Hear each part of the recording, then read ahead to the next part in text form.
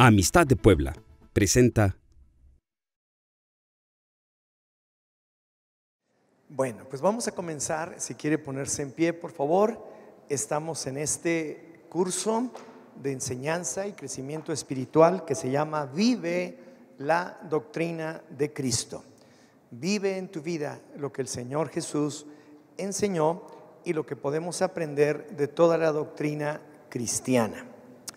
Padre, te damos gracias en el nombre de Jesús por este tiempo que pasamos juntos y te pedimos, Señor, que nos bendigas, que esté abierta nuestra mente, nuestro corazón, nuestra alma, nuestro espíritu para recibir de tu palabra y que podamos también guardarla y ponerla en práctica en nuestra vida. En el nombre de Jesús. Amén. Pues tome su lugar y terminamos la semana pasada acerca de las condiciones para recibir la palabra de Dios.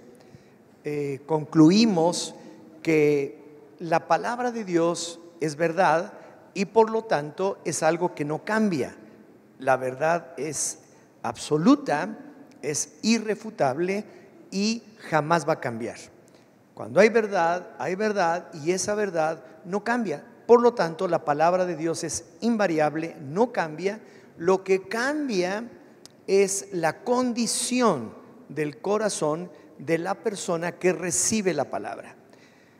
Si usted tiene una condición adecuada, una condición correcta para poder recibir la palabra de Dios y se implante, se siembre en sus vidas, el resultado será buenísimo para todo lo que haga. Pero hoy también vamos a ver algunas otras cosas que son muy importantes y que también es producto de permanecer en la palabra del Señor. Y se llama victoria sobre el pecado y Satanás. En la página 45 de su libro, capítulo 5, vamos a empezar esta enseñanza y dice: cuando aplicamos en nuestra vida la palabra de Dios, cuando la aplicamos verdaderamente, lo que les comentaba hace unos instantes, debemos y podemos tener victoria sobre el pecado y sobre nuestro enemigo, el diablo. Quiero decirle algo. Si nosotros tenemos en nuestro corazón, en nuestra mente, y también podemos tener acceso a la Biblia, a la palabra del Señor, ella es nuestra mejor arma, es nuestra mejor defensa en contra del enemigo. Sin embargo, si nosotros no guardamos la palabra, si nosotros no tenemos nada de la palabra de Dios en nuestra vida, quedamos expuestos al enemigo. No tenemos nada con qué defendernos, no tenemos nada con qué hacerle frente a tentaciones, a situaciones en donde quedamos totalmente desprotegidos porque no sabemos qué hacer. Viene el enemigo, nos dice una mentira y usted dice: pues como dice la Biblia, diablo, te reprendo. Y te dice: ¿en dónde? Pues en la Biblia. Ah, está bueno, ¿verdad? Ahí está en la Biblia, ¿verdad? Pero si no sabe ni siquiera dónde, si no tiene ni idea de lo que la Biblia enseña, pues usted está totalmente desprotegido. Y por esa razón es tan importante. La Escritura nos indica que la palabra de Dios forma parte de la armadura del creyente, juntamente con otras cosas que hoy mismo vamos a estar estudiando. Pero la palabra de Dios es lo más importante y nos vamos a dar cuenta cuando descubramos cuál es la armadura del creyente, con lo cual nosotros repelemos, hacemos a un lado los ataques del enemigo y podemos obtener victoria. en nuestra propia vida, vencer tentaciones, echar a un lado pecados, no tener ya nada que ver con esas cosas. Y el propósito de Dios para nosotros es lo que también está escrito ahí en su libro, es que a fin de cuentas tengamos vida, porque el pecado causa muerte. La paga del pecado es la muerte, mas la dádiva de Dios, el favor de Dios es vida, vida que Él nos está otorgando en Cristo Jesús. Y el número 1 dice victoria sobre el pecado. Ahí lo tiene usted. La palabra primeramente nos previene del pecado, nos está avisando acerca de ello.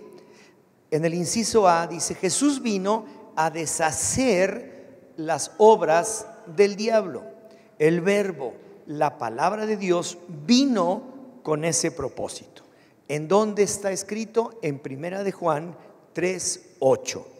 El que practica el pecado, ¿qué dice? Es del diablo, porque el diablo peca desde el principio. Pero para esto fue manifestado o apareció el Hijo de Dios. ¿Para qué? Para deshacer las obras del diablo. Entonces, ¿cuál es el problema más grande que tiene el hombre, la humanidad? Cuando digo hombre, es hombre, mujer o la humanidad. Es que la práctica del pecado es su mayor problema. La práctica del pecado, y le voy a explicar por qué. Todos nosotros de alguna manera pecamos, como dice Pablo, a veces de pensamiento, a veces de palabra y a veces de obra, pero no hay un solo justo, dice la Biblia, sobre la faz de la tierra. Pero es muy diferente eso a una práctica permanente de algo, de algún pecado que usted está haciendo habitualmente. Entonces, la práctica del pecado es el mayor problema del hombre. Ese es el mayor problema del hombre. Entonces, ¿qué quiere decir práctica? Dice, uso continuado, costumbre o estilo de algo. Eso dice el diccionario. Entonces, la práctica es algo que usted está haciendo regularmente, continuamente. Entonces, si usted está haciendo eso, entonces ese es el problema más grave que tiene el hombre.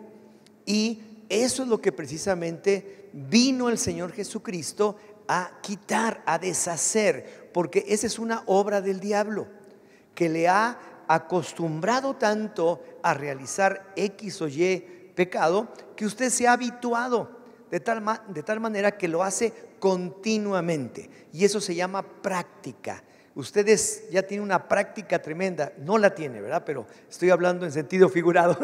No la tiene, nadie la tiene aquí, ¿verdad? Pero es una práctica, como nos enseña, que el hombre puede caer en esa trampa y estar practicando. Entonces, ese es el problema, la práctica. Entonces, el verdadero problema es acostumbrarse continuamente a pecar. Inclusive, dice ahí, convertir el pecado en un estilo de vida. En un estilo de vida. Hay gente que está cometiendo pecados por un mes, por 2 meses, por 3 meses, por 6 meses, por 1 año, por 2 años, y vuelven a caer en los mismos pecados. Eso se llama una práctica continua de algo que no quieren dejar en su propia vida. Y como Dios le ha dado al hombre libertad, después de la vida que nos otorga el Señor, que nos da el Señor, la segunda cosa en importancia es que nos ha dado libre voluntad, libre albedrío. A usted nadie le obliga a hacer nada. Lo que usted haga lo hace por su propia voluntad, a través de su propio libre albedrío que Dios le ha dado. Entonces, ese es el problema más grave, convertir el pecado en un estilo de vida. Y el que practica el pecado de esa manera, dice la Biblia, aquí lo leímos, el que practica el pecado es del diablo. O sea, ya está, no es que sea del diablo, sino ya está, por decir, agarrado, ya lo tiene en sus manos el diablo, ¿verdad? Y para que lo deje, necesita realmente encontrarse con el Señor, pedir perdón al Señor, encontrar la gracia infinita que el Señor nos otorga para que podamos salir de ese mal hábito y no estar practicándolo más. Entonces Él vino a deshacer las obras del diablo. ¿Cómo lo hace? A través de su palabra.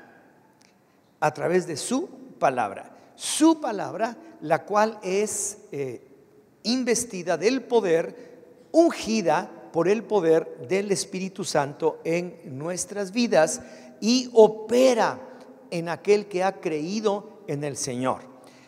Dice en 1 de Juan 3:9, la siguiente página: todo aquel que ha nacido de Dios no practica el pecado, porque la simiente de Dios permanece en él y no puede seguir pecando, porque ha nacido o es nacido de Dios. Ahora, esto no es automático. O sea, no porque aquí dice esto así literalmente, a usted le va a pasar así literalmente. Tiene que intervenir, como le dije, su libre albedrío. Tiene que intervenir su voluntad. Usted tiene que estar totalmente convencido que realmente ha nacido de nuevo, es un hijo de Dios, el Señor le ha perdonado y entonces ya usted mismo decide ya no estar practicando el pecado. O sea, no es automático, o sea, no se trata de un conjuro, ¿verdad? O de algo que usted lee nada más y ya, ¿verdad? Ya quede. No, se trata de tomar decisiones, el libre albedrío, la voluntad en su corazón para que esto suceda. Luego dice Santiago 1:18, por su propia voluntad Él nos hizo nacer por la palabra de verdad para que fuéramos como primicias de sus criaturas, como primicias de sus criaturas. La simiente del Señor está en todos aquellos que hemos nacido de nuevo. Tan es así que la Escritura lo menciona como algo extraordinario que sucede, que nos hace o nos traspasa o nos lleva de tinieblas a luz, de muerte a vida. Por eso dice que es como un nacimiento nuevo. Ahora hemos nacido del Espíritu. Todos nosotros estamos conformados por tres partes: el cuerpo, que es nuestro cascarón que vemos acá, el alma, en donde se encuentran el alma o corazón, que también mucha gente menciona el corazón, está bien, el alma, en donde se encuentra principalmente la voluntad, el carácter, la personalidad, todo lo que nosotros somos en nuestro interior, y el espíritu. Pero nuestro espíritu, mientras no reconocemos a Dios, mientras no aceptamos el perdón de Dios para nuestras vidas, mientras no recibimos por su gracia y favor su perdón, está dormido. Ahí está, pero no está operando. Lo que opera en la vida de la persona es su cuerpo y su alma. Y su cuerpo demanda, ¿verdad? ¿A cuánto les gusta comer? A ver, levante la mano. A mí me gusta comer, ¿verdad? Y entonces demanda, dame comida. De repente tiene sueño y demanda que nos vayamos a dormir, ¿verdad? Demanda que nos bañemos, pero no se bañan, no. Entonces, y el alma también demanda. El alma le gustan las cosas y le gusta por acá y le gusta por allá, pero el que realmente debe tomar el control en general en nuestra vida es el espíritu. Pero mientras el espíritu está muerto o está dormido, no puede tomar control. Y es hasta que nosotros entregamos nuestra vida. Por eso la voluntad está ahí, para que usted decida. Y usted dice: yo decido por Cristo. Yo creo en el Señor, yo creo que Él me perdona, yo creo que sí, efectivamente soy una nueva criatura, yo creo lo que dice la palabra del Señor, somos renacidos de la simiente incorruptible de su palabra, etcétera, etcétera. El Espíritu nace, por eso dice que nacemos de nuevo. Y entonces ahora es el Espíritu el que toma control sobre el alma y el alma sobre el cuerpo. Y entonces empezamos a dejar las cosas viejas, empezamos a dejar todo aquello que es perjudicial, porque ahora el Espíritu está conectado con el Espíritu del Señor. El mismo Espíritu de Dios mora en nosotros, dice la misma Escritura. Somos templo del Espíritu Santo que mora en nosotros y no quiere que lo ignoremos, dice el apóstol Pablo. Entonces, de esa manera nosotros vamos caminando. Ahora, dice 1 Corintios 3:16, ¿no saben que son templo de Dios y que el Espíritu de Dios mora en ustedes? Si alguien destruye el templo de Dios, Dios lo destruirá a él, porque santo es el templo de Dios, el cual son ustedes. Qué padrísimo, ¿verdad? Digo, no lo que dice ahí que seremos destruidos, no, qué padrísimo que somos templo, que el Espíritu Santo mora en nosotros, que no lo podemos ignorar, que no podemos dejar de pensar que ahora sí llevo una vida espiritual, que realmente mi vida espiritual ahora puede hacer que mi conducta, que todo aquello que está en mi interior, en mi alma, se corrija, que todos aquellos hábitos pecaminosos, que todas aquellas cosas que me alejaban de Dios, ahora queden hechas a un lado, porque he nacido de una simiente nueva, he nacido del Espíritu, no de la carne, porque dice también en Juan que lo que es nacido de la carne, carne es, y lo que es nacido del Espíritu, Espíritu es. Entonces somos personas así.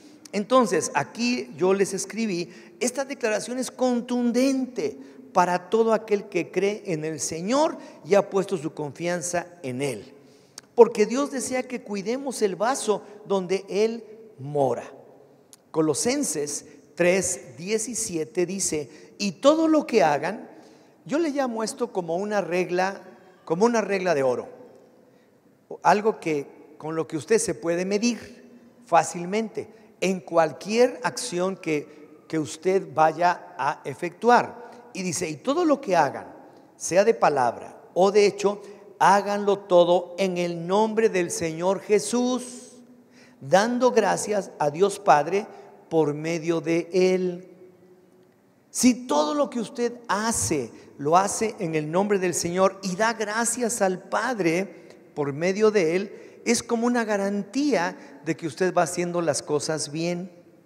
Porque el que va y roba y dice: en el nombre de Jesús, ahora me llevo esto, y esto es para darle gloria a Dios, ¿no, verdad? Entonces esta es una regla de oro. Y ahora voy a matar a este individuo, ¿verdad? En el nombre de Jesús. Espéreme, eso no se puede hacer, ¿verdad? Aquí es una regla de oro, aunque no esté escrita así, pero no es, pero yo lo puedo entender. Todo lo que usted haga de palabra o de hecho, hágalo en el nombre del Señor Jesús. Yo te bendigo en el nombre de Jesús. Tú eres en verdad mi hijo, al cual deseo que le vaya bien en la vida. En el nombre de Jesús te bendigo. Yo quiero que seas para la gloria de Dios. Usted está haciendo algo muy bueno. Usted está dejando a un lado su vida pasada y empezando una nueva. El tener presente siempre a Dios hará que todas las cosas las podamos hacer en su nombre. Cuando usted está seguro de que puede hacer una cosa en el nombre del Señor, ahí ya está siguiendo esta enseñanza en la Escritura. Y entonces podemos caminar con Él todos los días de nuestra vida.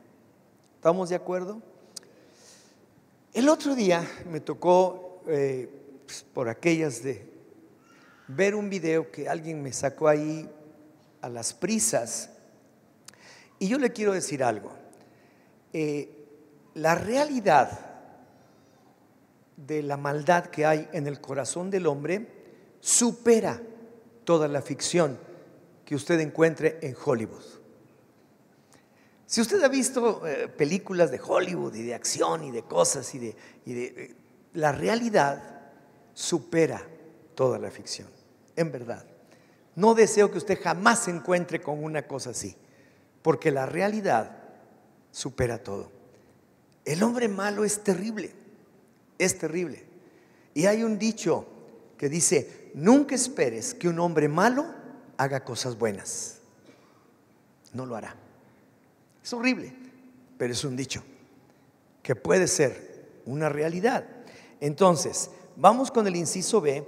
Cuidarnos. El inciso A, primeramente, ya lo vimos, Jesús vino a deshacer las obras del diablo. Inciso B, cuidarnos de las malas compañías. Hay un dicho que dice: dime con quién andas y te diré quién eres. Antes de conocer al Señor andábamos frecuentemente en malas compañías, pero ahora que le conocemos ya no podemos hacerlo. Ya no podemos estar con las mismas malas compañías. Entonces, ¿qué hago? Bueno, aquí está. Primeramente tenemos que anunciar a nuestras compañías la nueva vida que nos ha dado Dios y el evangelio de la salvación. Si lo aceptan, hemos ganado su alma. Si no lo aceptan, aunque nos duela, tenemos que alejarnos de ellos, pues su mala compañía dañará nuestra vida. Dice la Escritura: los caminos del impío son abominación al justo, y los caminos del justo son abominación al impío. Y así es. Desgraciadamente, a veces hasta de hermanos en la carne nos tenemos que separar porque no aceptan realmente lo que es la verdad del evangelio, la palabra del Señor, lo que el Señor está haciendo en nuestra propia vida. Y entonces tenemos que alejarnos, y duele muchísimo, pero se tiene que hacer. Como no hay comunión entre justo e impío, siempre habrá choques y contiendas. Primera de Corintios 15:33 dice: no se dejen engañar, las malas compañías corrompen las buenas costumbres. Ay, pues mira, poquito veneno no mata, ¿verdad? ¿Qué tanto es tantito? Y ese tantito, junto con otro tantito, y junto con otro tantito, y al rato ya estás ahí, ¿verdad? Bien metido en ese tipo de cosas que no querías estar, que en un principio decías no quiero, pero que al final de cuentas, por andar probando, por andar con probaditas y probaditas, vuelves a caer en lo mismo. Y esto es precisamente lo que estamos aprendiendo en nuestra vida cristiana para no caer en la trampa de Satanás. El Señor Jesús vino a deshacer las obras del diablo. Y si nosotros somos de Cristo y empezamos a caminar con Él, el Espíritu del Señor ha vivificado nuestro espíritu. Y ahora nosotros estamos en nuestro interior viviendo con el Espíritu del Señor, siendo templos del Espíritu de Dios, el cual mora en nosotros y el cual ahora nos está hablando constantemente al corazón, nos está hablando y diciendo: no, acuérdate lo mal que te fue cuando hiciste esto, no, acuérdate que esa no es una buena compañía, pero es que ya a lo mejor ya se convirtió. Háblale de Cristo nuevamente, háblale de Cristo, y si Él se convierte, has ganado un alma. Pero si no, pues otra vez te tendrás que alejar de Él, porque si no, pues vas a tener problemas. ¿Está bien? Bueno, entonces no se dejen engañar. Las malas compañías corrompen las buenas costumbres. El punto número 2, ya hablamos que podemos tener victoria sobre el pecado. ¿Cuál es el principal problema que tiene el hombre? La práctica del pecado. Es como cualquier tipo de actividad que uno realiza, ¿verdad? Usted ve deportistas o ve gente que para alcanzar el nivel o un nivel elevado en su actividad, lo practican permanentemente. Lo practican y lo practican y lo practican y lo practican, ¿verdad? Hasta que llegan a alcanzar niveles importantes. Pues lo mismo sucede con el pecado. Si usted está practicando y practicando y practicando, se vuelve un experto, ¿verdad? Y esto es precisamente lo que tenemos que impedir. Para eso vino el Hijo de Dios, para eso apareció el Hijo de Dios, para deshacer la obra del diablo, porque la práctica del pecado, dice, el que practica el pecado es del diablo. O sea, la práctica del pecado la está realmente metiendo en nuestra vida el diablo, pero nosotros que hemos creído en el Señor y que ya empezamos a caminar con Él, no aceptamos eso.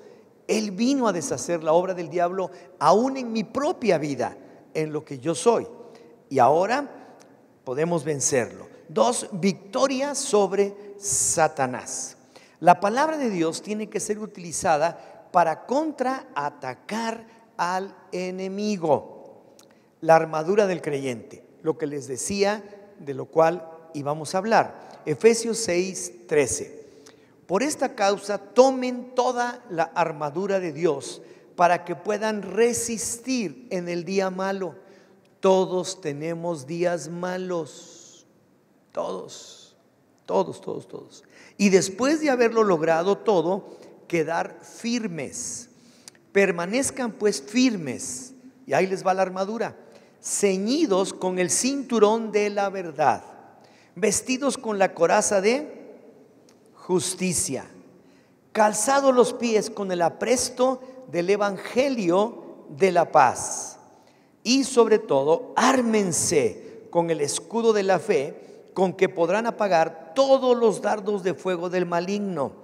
Tomen también el casco de la salvación y la espada del Espíritu, que es la palabra de Dios.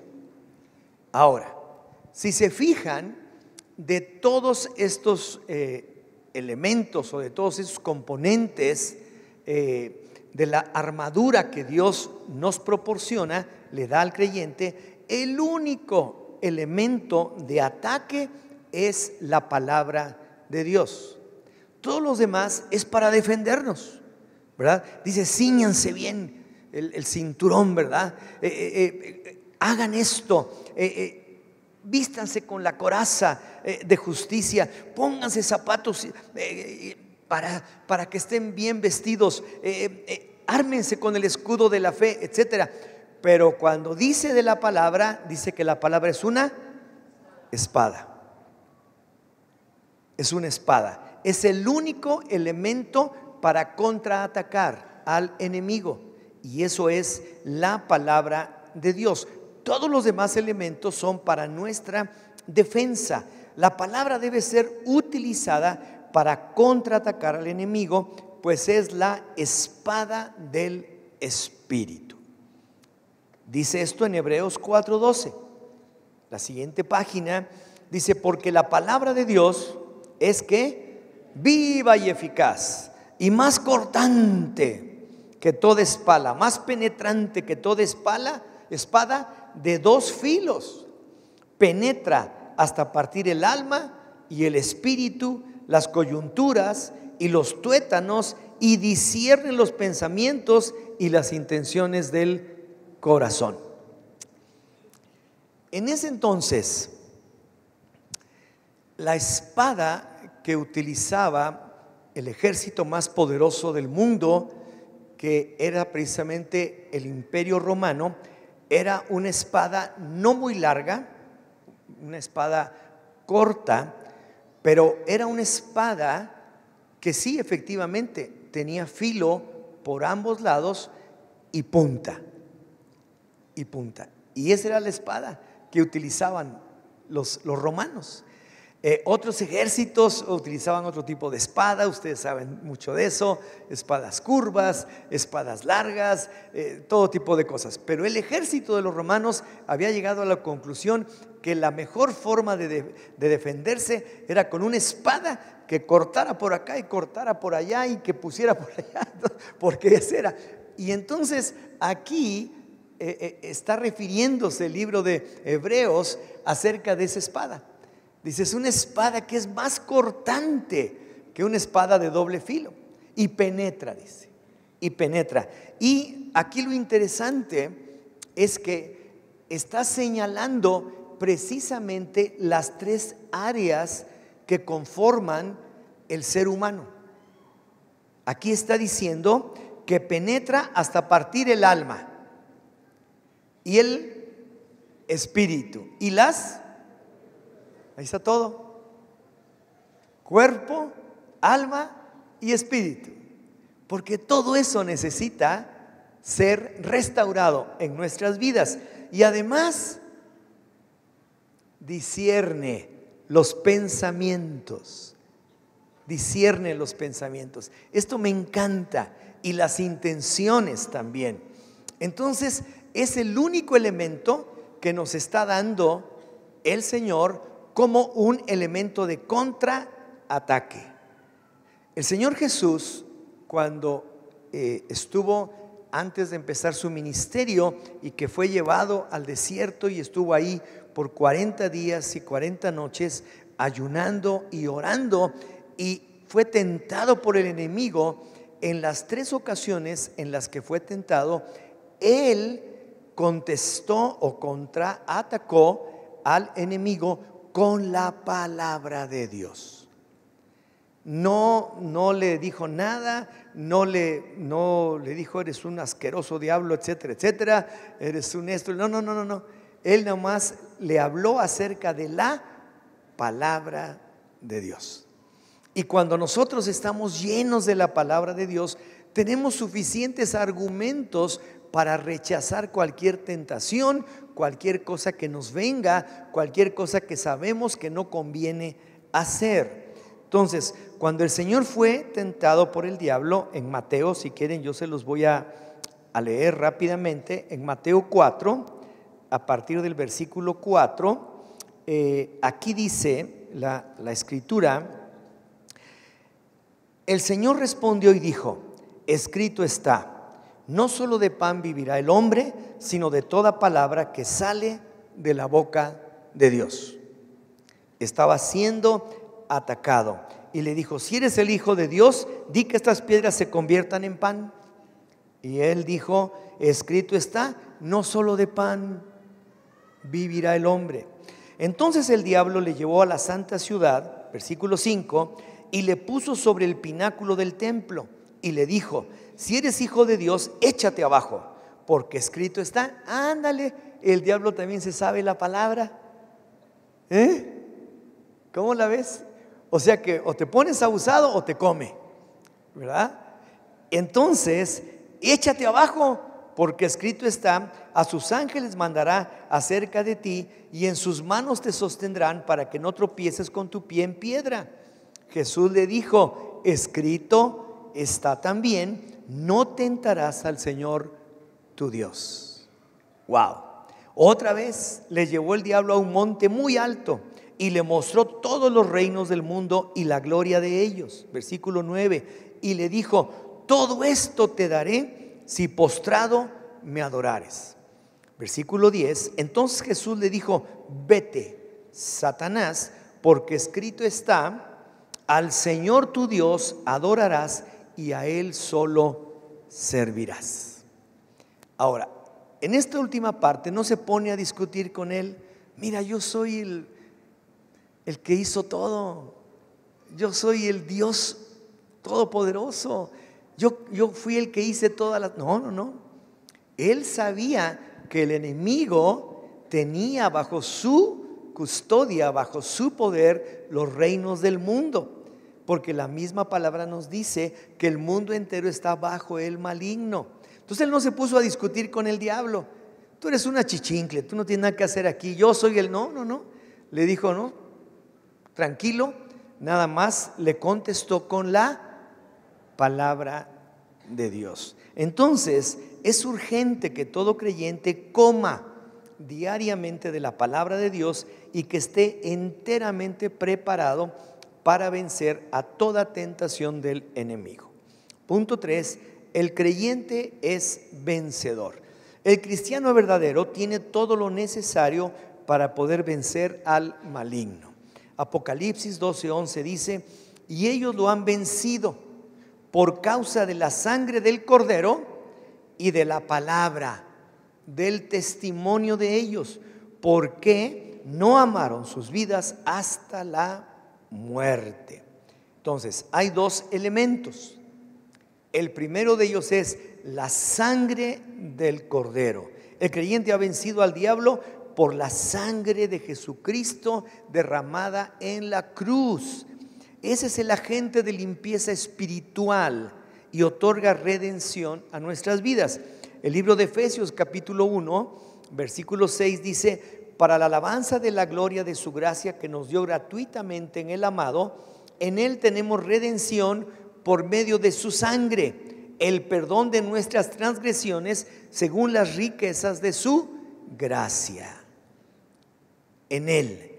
Y la segunda cosa es la palabra ejercitada por medio de nuestro testimonio. Como les dije, la palabra de Dios no es un conjuro. Si yo no la vivo, no la tengo. No la tengo. O sea, el Señor Jesús habló la palabra y hablaba la palabra claramente porque Él nunca pecó. O sea, la palabra fue cumplida. Él dijo: yo no he venido a abrogar lo que está escrito en la palabra, vine a cumplirla totalmente. Entonces, nosotros también podemos vencer al enemigo por la palabra del testimonio. Quiere decir por la palabra aplicada ya en nuestra vida. Ya la estamos viviendo, ya estamos viendo los resultados que hay de la palabra de Dios. Y a través de eso vencemos. Entonces, ejercitada por medio de nuestro testimonio, nos otorga la victoria. Entonces, lo podemos resumir en oír y hacer. Oír y hacer. Hay victoria cuando ejercitamos o ponemos en práctica o aplicamos la palabra de Dios, porque al obedecerla, al ponerla por obra, nos da la victoria. Y también cuando nos cubrimos con la sangre del Cordero, cuando clamamos a Jesucristo, cuando clamamos al Señor. Yo me puedo imaginar un clamor probablemente como el de Pedro, que primeramente lleno de fe se baja de la barca porque el Señor le dice: pues ven, ¿verdad? Lo ve andar sobre el mar, ¿verdad? Está caminando el Señor y Pedro dice: pues si tú eres realmente, di que yo vaya a ti. Dice: pues ven, ¿verdad? Si tú crees, pues ven. Y que se avienta el Pedro, ¿verdad? Y empieza a caminar sobre el agua, pero dice que empezó a darse cuenta del viento y de las olas y todo, y que se hunde. ¿Y cuál fue su clamor? Señor, sálvame. Y entonces él lo toma de la mano. Ese es el clamor. Tú puedes tener fe hasta determinado momento y puedes salir victorioso. Pero cuando te sientas en una situación semejante, grita, igual que hizo Pedro: sálvame, Señor. Yo tuve fe hasta aquí, he creído, caminé con fe, caminé sobre esta situación, pero ya no puedo. Sálvame. Grita: sálvame, Señor. Y el Señor te agarra y te sube a la barca y te dice: ¿por qué dudaste si yo estoy aquí contigo? ¿Verdad? Qué increíble, pero así se debe hacer. Y ahora vamos a contestar estas preguntas. ¿Cuál es el mayor problema del hombre? Ahora puede usted escribir ahí anótelo, por favor. ¿Cuál es el principal problema del hombre? No es que sea pecador, todos somos pecadores. No es que sea gacho, ¿verdad? No es que sea feo, ¿verdad? ¿Cuál es el mayor problema del hombre? La práctica del pecado. El hacer continuamente una cosa en que te haces hábil, en donde continuamente estás practicándolo de tal manera que te conviertes un experto en esa área. el mayor problema del hombre es la práctica del pecado. ¿Cuál es la definición de práctica? Por eso puse esta pregunta inmediatamente. Uso continuado, costumbre o estilo de algo. Si nosotros estamos continuamente, mire, hay también se dice, teóricamente, no sé si realmente sea cierto, pero se dice que si una persona hace algo 28 veces continuamente, se convierte en un hábito en su vida.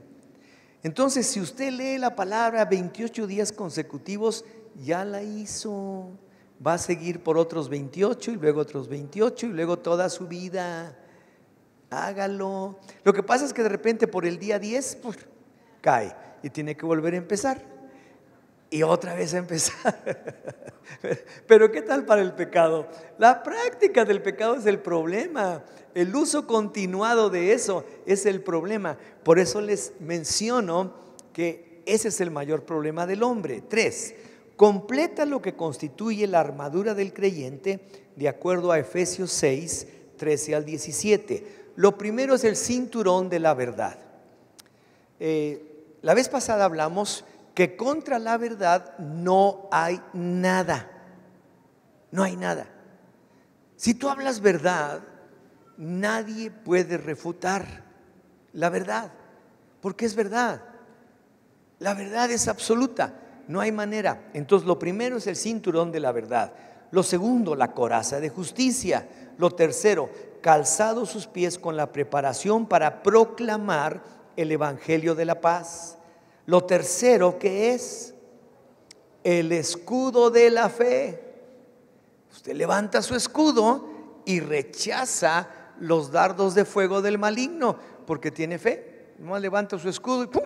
Ahí rebotan todas las acechanzas, todas las mentiras del diablo, porque usted tiene fe en el Señor y levanta el escudo de la fe y rechaza el ataque. ¿Cuál sería el siguiente? El yelmo o el casco de la salvación. Soy salvo, he sido perdonado de mis pecados, soy una nueva criatura, estoy en Cristo Jesús, aquí no entra nada. No solamente me cubre físicamente, sino me cubre mis pensamientos, cubre mi forma de pensar las cosas. Y después de eso, ¿qué cosa es? La espada del Espíritu, que es la palabra de Dios. Punto 4. ¿Por cuáles medios el creyente puede vencer al maligno? La sangre del Cordero. La sangre del Cordero y la palabra del testimonio. La palabra que he estado ejercitando, que ya se ha hecho una realidad en mi propia vida, que ya la tengo bien metida en mi corazón por medio de mi testimonio. Es una verdad que ya estoy viviendo, que es algo que yo estoy manteniendo como algo permanente en mi propia vida. No nada más es leer la palabra por leerla, porque como le digo, esto no se trata de cosas, de conjuros o de rituales o de cosas, no. Se trata de que tú realmente lo hagas. Por eso habla la Escritura de la palabra del testimonio. La palabra del que la está viviendo, la palabra del que la está ejercitando, la palabra del que vive con ella todos los días de su vida. Entonces, a eso es a lo que le teme el diablo. Por eso es que el enemigo siempre tratará de alejarte de la palabra de Dios. Pero cuanto más te acercas a ella, más y más deseas de seguir adelante leyendo y metiendo más y más de tu palabra, de la palabra, y hacerla tuya para caminar con ella todo el tiempo. Así que bueno, concluimos aquí y la semana que viene seguimos adelante con nuestra enseñanza. Que el Señor les bendiga. Estamos despedidos. Muchas gracias.